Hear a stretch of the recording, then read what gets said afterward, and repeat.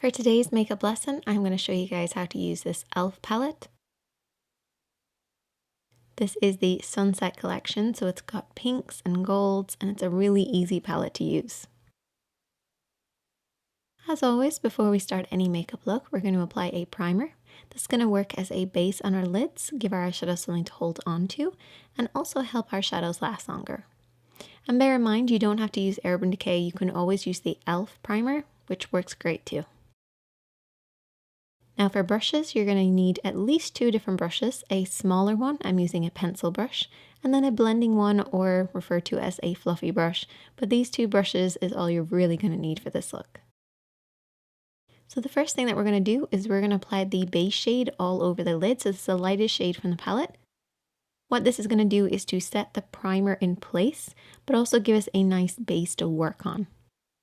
So if your primer happens to be a clear primer, this will also give you a little bit more of a blank canvas to work on, or it will just create a nice powdery effect so that we have something to blend over the top of.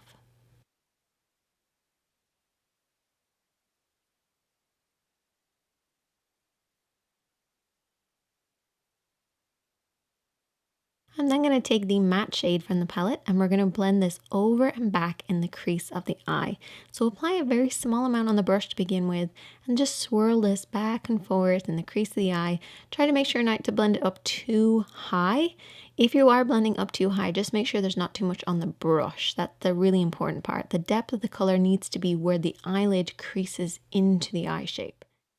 And then I'm going to take the darker shade using that same blending brush and apply this on the outer edge and also deep in that crease. So keep the brush higher while you're applying, and this will drop it down lower, so it's going to apply deeper in the crease of the eye. And this will just add a little bit more depth to this look. I'm then going to take a mixture of the 2 shades, which is like a pink and a gold, and I mix them up together and apply this over the lid. Now this took a lot of time. I really had to pack these on because they went on quite sheer. So bear that in mind.